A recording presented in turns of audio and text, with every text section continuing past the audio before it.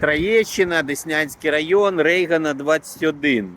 Реконструкція нежитлового будинку, універмагу, Троєщина. У мене документи отут зі мною. Сьогодні розпочалася, все перевірили, документи є на руках. Стояла будівля, не знаю, 10 років. Всі мені питали, що це був за прильот.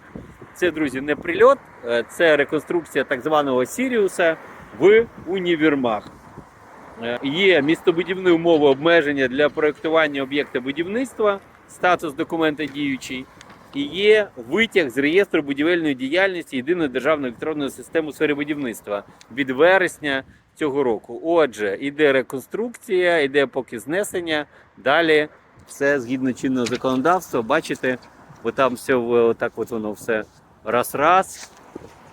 Дякую за питання, дякую, що турбувалися. Все по плану розвитку району. Дякую. Бахматов, голова Деснянської РДА.